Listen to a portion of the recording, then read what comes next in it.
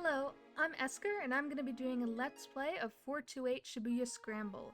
This is semi-blind. I've seen the beginning, but only up to a very early point, and from then on it'll be blind. This is a visual novel with a very cool gimmick in that all the images are live action, so with real actors posing for pictures for the background. This game is unfortunately only in English, so that's what we're going with, but I plan to be doing some videos in Spanish or German sometimes.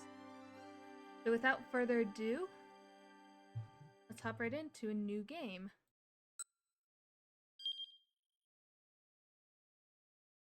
I started a game just to see time played 0, just to test to see if it was working, but I'll go in save slot number 2 then. This story is a work of fiction, used fictitiously, entirely coincidental. Very important.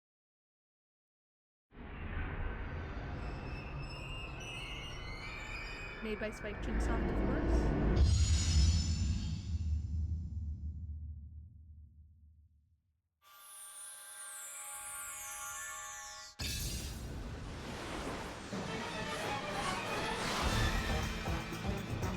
Ooh, geez, the music got very loud, didn't it? I'm gonna turn it down.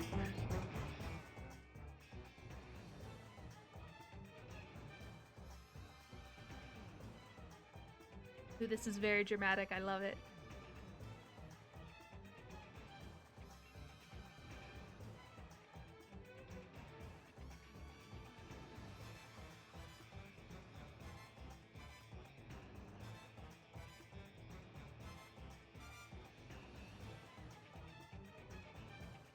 I mean, this is a very cool shot over the city.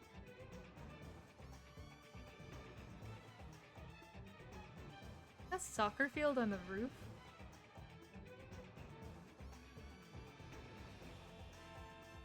Neat.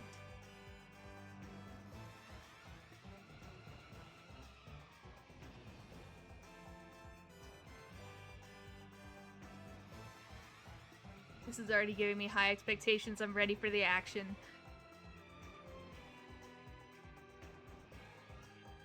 Again, I don't know much about the game itself, so I'm really excited to see where it goes.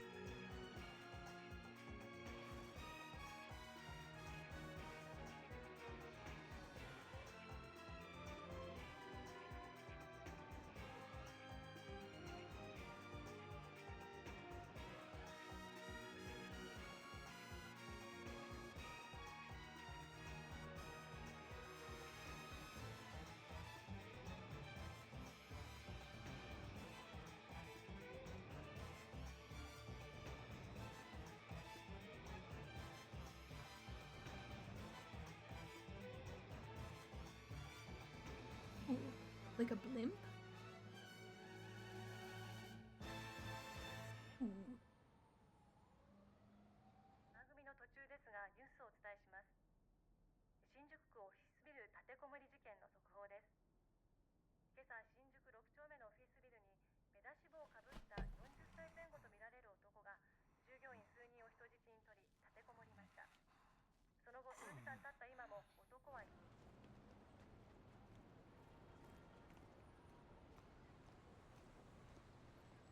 会社員の話によりますと、立てこもっている男は北島という男である可能性が高いとのことです。 Been 男は deceived. 以前からこのビル内のある企業との仕事上の取引があり、金銭上のトラブルが絶えなかったということです。今回の立てこもりはそのトラブルに端を発したものではないかと見方が強まっています。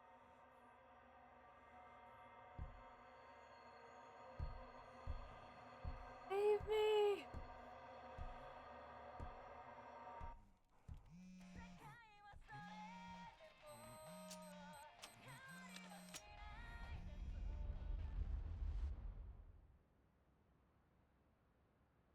What? Is that an explosion?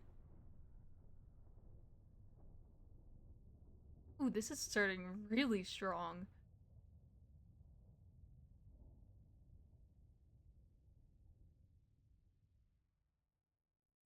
Shibuya's story is yours to tell.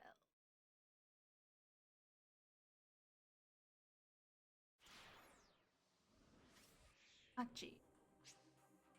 As you play through the game, the various mechanics will be explained. In 428, you follow the stories of multiple protagonists at once. Your decisions impact their experiences as you read the story. What does the day hold in store? Their fate is in your hands. Hopefully, you can see them all through to the end. To start, you have two characters, Shinya Kano and Achi Endo. Let's begin by checking out Kano's story.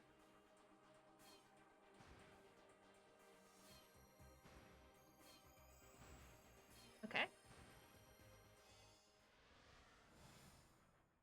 Ooh, very cool. How it zoomed in like that. Just 2 more minutes to go. Shinya Kano noted the time again on his watch, scowling at the slow creep of the second hand. The time was 9:58 a.m. Furrows of consternation creased his forehead. He wasn't nervous, but he knew better than to expect everything to go smoothly. Keeping a level head was proving rather difficult. There was no room for failure. Lives were on the line here.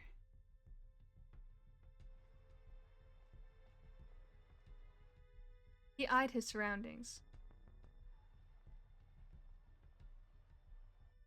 Was the perp really gonna show up? When? Where would he be coming from? How would he make his approach?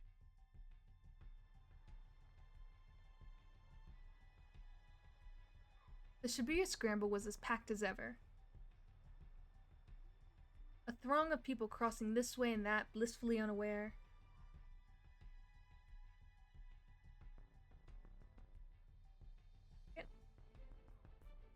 Phone on silent. That is a rookie mistake. Of the dozens of detectives hidden in its mist. Ta ta ta. Alright, another minute and a half. Kano glanced down at his watch yet again. A mere 30 seconds had passed. Detective Kano had been with the enforcement arm of Shibuya's criminal affairs section for a year now, but he'd never been part of an operation this big before. He eyed the young woman standing beside the statue up ahead. She was small enough to get lost in the crowd, and she carried a nondescript attaché case.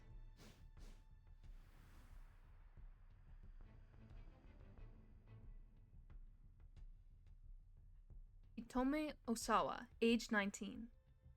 The attaché case in her hands contained a full 50 million yen in cash. Yesterday, her twin sister Maria had been kidnapped. This was the ransom payment. The culprit had called Hitomi last night at home, referring to her by name and telling her to wait by the statue of Hachiko in Shibuya. It was almost time, but nothing. Kano was staring fixedly at the second hand on his watch when a homeless man sitting on the sidewalk murmured just loud enough for him to hear. Come on, Kano. Quit looking at your watch so much. What if the kidnapper sees you? Kano tried to look nonchalant as he lifted his eyes, but the scruffy character continued. You're too nervous. Just relax already. You're the one acting suspicious, Sasayama. Kano frowned. Why would some homeless guy be talking to me? Yuji Sasayama was a senior officer. Some words and phrases in the text appear in blue. These are called tips. Press X to underline a tip, then press A. This will let you read some extra info relating to that word or phrase. I really enjoy that feature. There are tips containing general knowledge and ones that are 428 specific. These are marked with a magnifying glass and 428 respectively. Shibuya Precinct. Official name, Shibuya Central Precinct. Responsible for the safety of approximately 200,000 people in 32 neighborhoods, including... okay, excuse my Japanese pronunciation. Uehara, Ugisudanicho, Udagawacho, Ebisu, Ebisunishi, Ebisuminami, Oyamacho, Kameyamacho, Sakuragaucho, Kacho, Sazuzuka. Okay, there's a lot. I just realized how many names there are. I'm not going to read them all. Criminal Affairs Division. Okay. Yuji Sasayama was a senior officer of the Shibuya Precinct's Criminal Affairs Division, 5 years older than Kano. He always went a little overboard with the disguises. He claimed it was all part of the job, but word around the station is that he just liked playing dress-up. That's great. Hey pal, spare some change? Sasayama lurched to his feet and shuffled in close to Kano. Hey, knock that off. Fittingly for the part, Sasayama reeked pretty badly. Great. Well, ain't so suspicious now, huh? He clung to Kano with mock camaraderie, despite the younger man's attempts to pull away. Come on, Sasayama, cut it out. Sasayama's blithe confidence rattled Kano's nerves. Of course, there was good reason for that confidence. This was Kano and Sasayama's jurisdiction. We know what a jurisdiction is, right?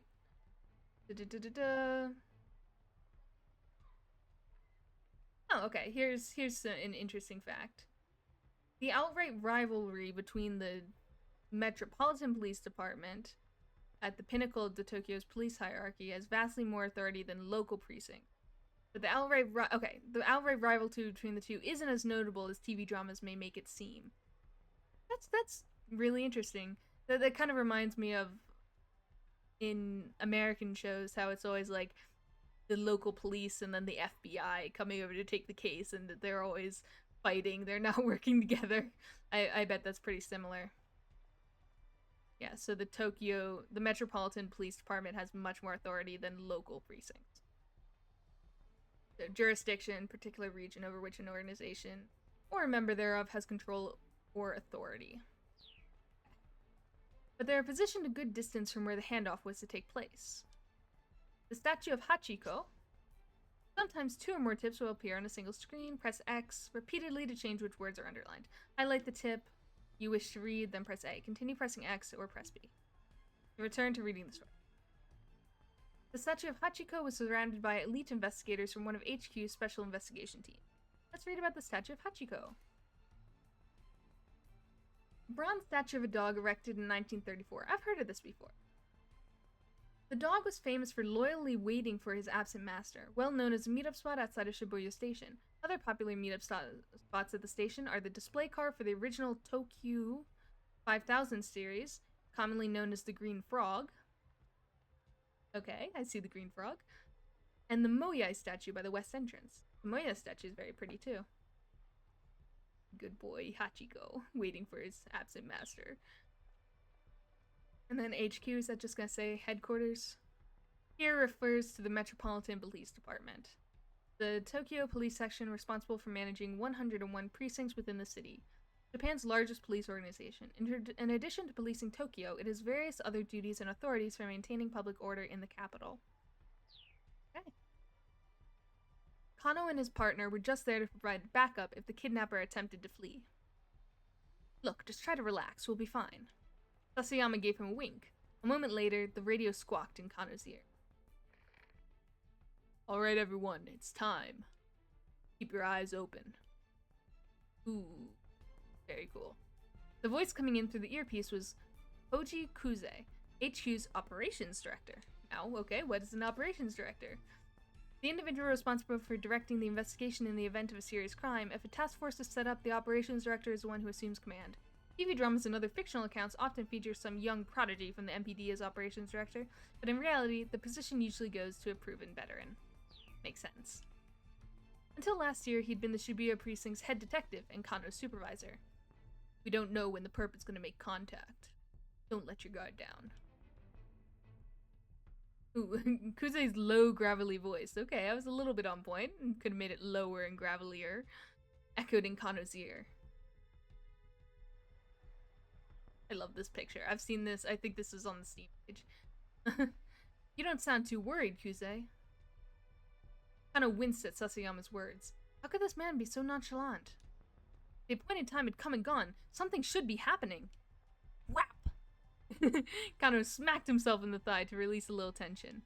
The sound was louder than he'd intended. Though the suit hid his muscular physique, it did little to dampen the noise. He needed to stay focused.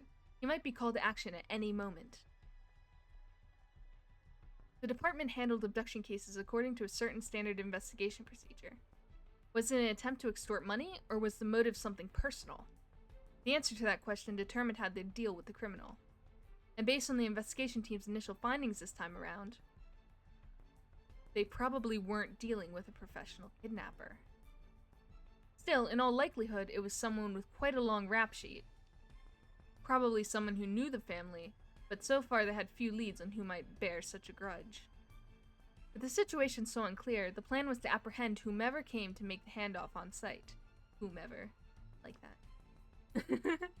If the culprit ran with the money, there'd be no guarantee of the hostage's well-being.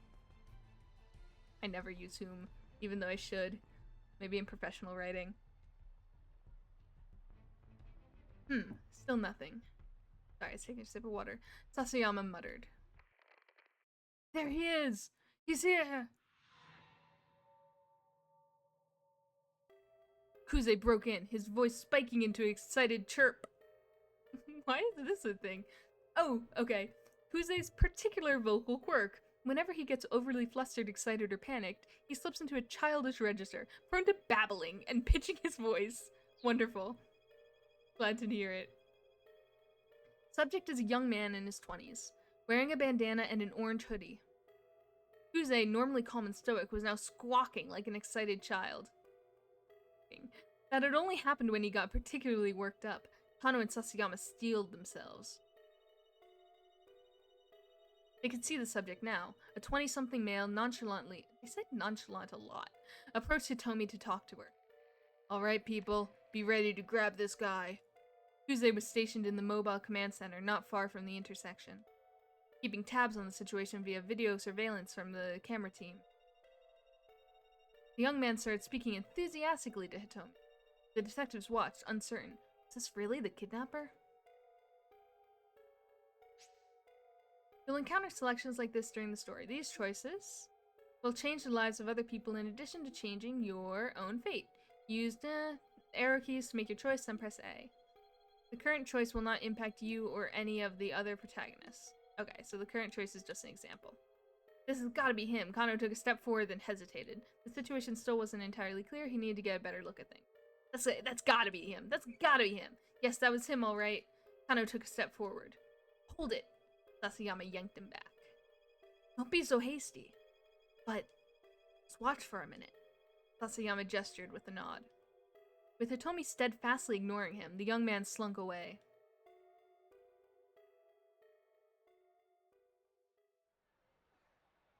Guess it wasn't him. Kano felt the tension of the moment linger in his spine. Guy must have been hitting on her. Why is this a... Sasayama muttered. Why is this a thing? Succeeding at meeting someone on the fly like this takes a special knack. Looks are also important. Sometimes, of course, the person trying to get your attention out of nowhere is just trying to make a sales pitch for a product or a nearby establishment. At first glance, it isn't always easy to tell the difference. Thanks for letting me know, game. I mean, he was pretty cute and all. He had a point.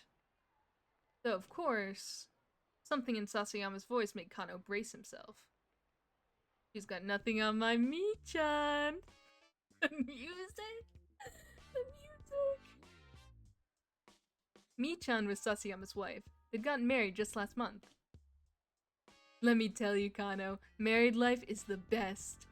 You gotta hurry up and give it a try yourself. This was Sasayama's favorite topic lately, and Kano was getting more and more fed up with it. Sasayama, come on, just knock it off, okay? The phrase had become a common refrain of his since the department partnered them. Fine, fine. Let's talk about your girlfriend then. Huh? Now? You can't be serious. Sasayama leaned in close again. What's she like? We are not having this conversation. Kano muttered, looking away. Aw, come on. Sasayama set his hand on Kano's chest, still playing the homeless troublemaker. Show me your phone. Let me see your lock screen. Huh? Sasayama pawed for the phone. You've got a pic of your girl on your lock screen, yeah? I do not. But he did. It was scary how on the mark Sasayama's instincts were. Hey, cut it out. We're in the middle of an investigation. I am investigating, Sasayama chuckled as he plucked the phone from Kano's pocket. His face scrunched up with astonishment as he looked at the lock screen. The heck is this? It's not... Ain't this Masami Nagahama? A national star in the game. So we have 428 in the corner, which means that this is only in the game, not a real person. Tends to play the heroine on national morning soap operas or in national historical dramas. Her songs have been a series of national hits, and she's even slated to host the year-end national singing competition program. Everything about her is national. Kind of realized he had to bite the bullet. No, that's my girlfriend. Her name's Rumi, and she's... Sasayama cut him off. You're telling me this ain't Masami Nagahama, the famous actress? Because this right here is Masami Nagahama. Like I said, you sly old dog, trying to make like you're dating Masami Nagahama. I'm not! I guess Rumi does kind of look like her. Sasayama let out a huff. For real? You really think I'm gonna fall for that? Nothing to fall for, I swear. Sasayama scowled, unconvinced. Alright then, why don't you marry her? Alright then, why don't you marry her? That's kind of stammered, but he had no answer. The truth was, he would have happily married her already, but there were obstacles that needed to be overcome. Was he actually dating the national superstar? Wait, really? I'm curious. Okay, playtime's over. Let's focus on the job. Sasayama handed back Kano's phone and turned his gaze back to Hitomi. I really love the music, I'll mention that again. I did make it kind of quiet, but I'll check next time, and if it's too quiet, then I'll raise it for next time. It's just it was so loud before. Kano let out a quick uneasy sigh, but his shoulders did feel looser. Maybe Sasayama had been trying to relieve a bit of the tension. Maybe he should be grateful.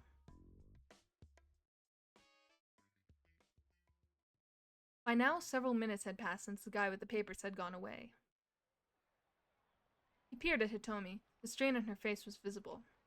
In addition to the weight of the attaché case itself, the 5,000, 10,000 yen bills it held, weighed close to 6 kilos. Her slender arms must have been getting tired. Still, she refused to set the case down. She wasn't taking any chances with her sister's life. The kidnapping case had begun the day before, at around 7 p.m. Ooh, mystery music. This is MPD Dispatch. The Shibuya precinct is reporting a missing person believed to be an abduction. In Japanese law, the act of indirectly luring or deceiving someone into the control of a third party is known as kidnapping. Using forcible threats or violence to achieve the same result is known as an abduction. Good to know. So luring or deceiving is kidnapping, violence is abduction in Japanese. Subject is Maria Sawa, a 19-year-old student at Midoriyama Academy, last seen at the LL Diner near campus. A man was allegedly seen forcing her into a car nearby. All officers in the vicinity report to the scene at once. Kano and Sasayama had been working a burglary case in Jinguame's 5th district when they got the call. The two arrived at the LL Diner at 7:15 p.m. At roughly the same time, several other officers showed up to secure the area, blocking off entry to nearby roadways and monitoring the surrounding establishments. Inside the restaurant, Kano and Sasayama were met by the girl who'd reported the kidnapping. It was the victim's twin sister, Hitomi. Could you tell us about when Maria was taken, starting from the very beginning? Kano said, keeping his voice low. My sister and I, we were supposed to go to a party together today. Hitomi was trembling, her voice hoarse.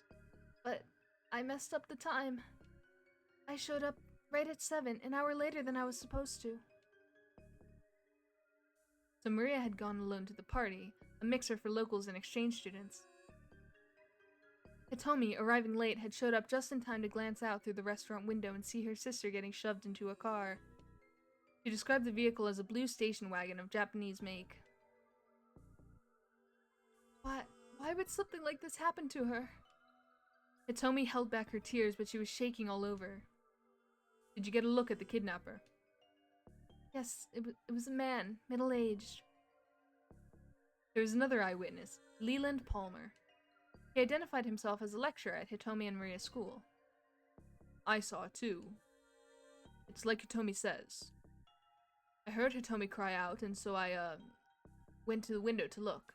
And his Japanese was halting, as if he hadn't been in the country very long. And I think that maybe the kidnapper was working alone. Oh, no, that was Leland. Leland explained that he'd seen the man shove Maria into the back seat, and then clamber into the driver's seat.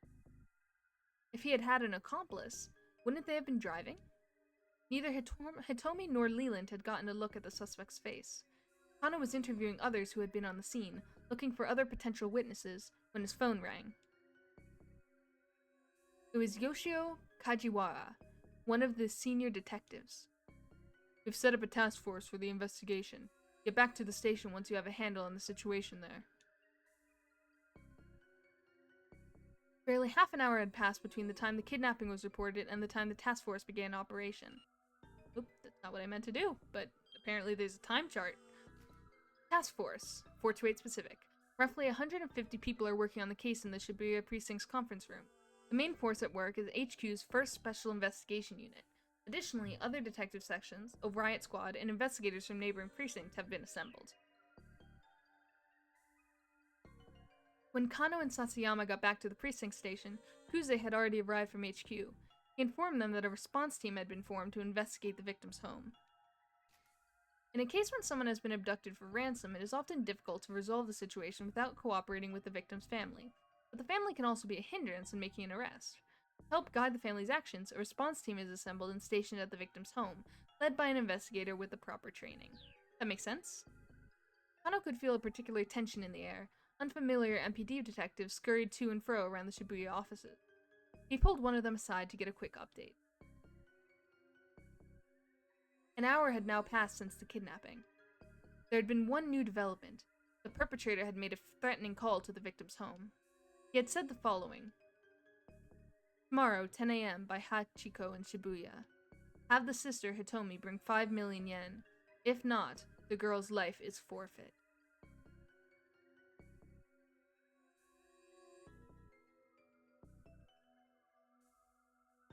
Just eating banana casually.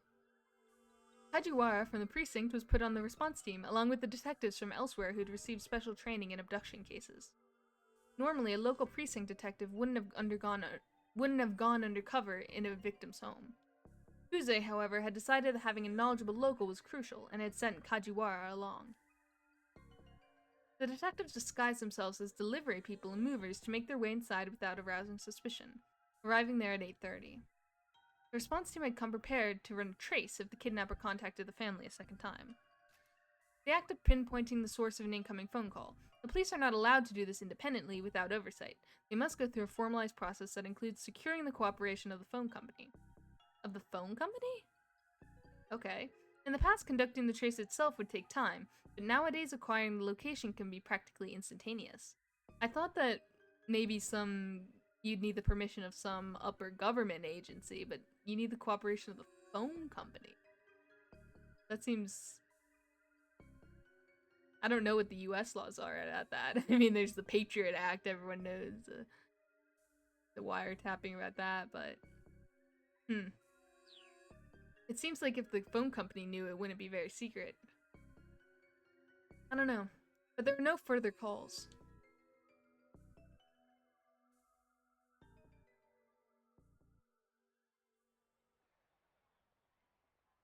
Kano checked his watch again. 20 minutes had now passed since the time designated for the ransom handoff. The kidnapper had yet to appear. Crap. You think we might have spooked him? He wondered aloud. Hey, stay calm. Sasayama scanned the passing throng. He's just playing with us. Why'd this guy even pick this place? Kano voiced the question he'd been asking himself ever since he'd heard the kidnapper's demands. Sasayama shrugged. Figure he must want to blend in with the crowd, nab the money and disappear before anyone knows he's there would be my guess. In that case, why not pick Shinjuku or Ginza? The big crowd didn't just benefit the kidnapper, after all. It also allowed the police to use the sea of people to conceal their own operation. Right now, there were 50 detectives. 50 detectives! stationed within a 50-meter radius of where Hitomi stood. The kidnapper would be taking a major risk if his plan was to nab the ransom money and run. That's what bothered Kano. Any criminal with half a brain would know better than to do a handoff in front of Hachiko. You're overthinking things, pal, Sasayama grumbled. No, I'm not. Kano reached into his pocket and pulled out his notepad. This was Kano's dick diary, which he always kept close at hand. Okay, I said this was semi-blind. I remember the dick diary. I want to keep my own dick diary. Okay, the name is a little bit funny, but the concept is really cool. Sasayama rolled his eyes. You'll see in a moment. That thing again. Kano ignored him, flipping through the notepad pages. Aha! Here it is. Dick Dictum 89. The more irrelevant something seems, the more relevant it's bound to be. It was a favorite saying of Kyuzo Tateno, an assistant inspector from the Shibuya precinct. Tateno was the kind of detective Kano aspired to be. For the current operation, he'd been placed in charge of Hitomi's personal safety. He was in position to defend her as soon as the ransom had been handed off. Of course, Hitomi hadn't been informed of how much protection she was under. There was a risk that if she acted too secure, it might alert the kidnapper. I think Tateno has the right idea. Sasayama snorted quietly. Maybe, I mean, great detective, don't get me wrong. But do you know how many irrelevant things there are to consider? Again, Kano ignored him. It didn't matter if anyone else understood. Kano had faith in Tateno, as both a detective and as an individual. He had first witnessed Tateno's brilliance during a standoff at a financial company 3 years earlier.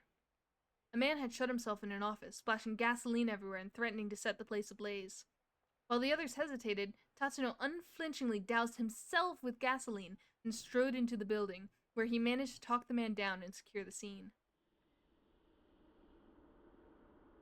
The others had been awestruck by Tateno's actions, and Kano, who at the time had been content to be a run-of-the-mill policeman, had found it quite inspiring. That is very cool. Yeah, action hero. Still, you know. Sasayama murmured under his breath. As great a detective as Tateno is, it's not like anyone else in the world has ever heard of him. I suppose not, Kano said. So? People love eating bananas in this game. This is the second banana we've seen eaten. Only time anyone ever hears a cop's name is if he's caught up in some scandal or killed in the line of duty. I mean, doesn't really seem fair, does it? Kano just shrugged. It was a strange definition of unfair, really. I mean, you've got celebrity chefs and celebrity hairdressers and stuff. So how come no celebrity gumshoes, you know? Look, please, can you just focus on what we're doing here? No, Sasayama has a point. We should have celebrity cops. It would be cool. No, it kind of runs against the idea of being a public servant, right? Kano rubbed his eyes, then turned his attention back to Hitomi. What's the matter? Didn't sleep? Not enough, I guess. Did you eat? Didn't have time. Between bringing in supplies for the base of operations, readying the team's vehicles, photocopying hundreds of documents, and various other tasks, Kano had barely slept the previous night, and hadn't gotten a meal in either. Base of operations. A base of operations is usually set up in a large room at the precinct, such as an auditorium. MPD and precinct investigators assemble there, and communications equipment, investigation resources, and such are brought in. Because of the scale and scope of these activities, newspaper reporters can be liable to notice, and so in cases such as kidnapping where a victim's personal safety is at stake, the flow of information is tightly controlled. What have you been doing? Sasayama puffed out his chest. Saving up my energy for today. So you were sleeping. Kano gave a wry chuckle at his partner's lack of shame. There he is! Kuze's voice chirped suddenly through Kano's earpiece. A man in his 20s wearing a sleeveless red jacket. He's carrying a garbage bag. A young man had emerged from the crowd about 15 feet from where Hitomi was standing. He strode towards her, a sinister look on his face. He didn't match Hitomi's description, but Kano felt a jolt of nerves all the same. Maybe the kidnapper had hired some young street punk to snatch the ransom payment. That our guy? What do you think, Kano? Sasayama whispered. Yeah, I think he's gotta be. This was it. Kano swallowed the lump in his throat. He bent his knees, ready to act fast. Blood rushed to his leg muscles, banishing the stiffness that had begun to take hold. Could this be the culprit? Or perhaps... The young man tried to snatch the briefcase from Hitomi, but she clung to it with desperate strength. The water... It was him! The detectives rushed in. Whoa, hey, what the hell? The young man cried out frantically and tried to dart away, but the officers closed in, forcing him bodily to the ground. Target secured. Oh, geez, I think we've got another suspect on the scene. Eek! He's taking the ransom. Geez and eek, those are kind of understatements, right? Kuze's Oh, because it was Kuze. Kuze's hysterics made Kano spin around. Sure enough, a foreign-looking man was sprinting away, attaché case in hand. The mob of detectives scrambled to pursue. Shibuya scrambled to pursue. Before Kano could react, most of them had run off, leaving him to look after the original suspect. And that, I think, is a good point to stop for today. Thank you so much for watching, and I hope you enjoyed.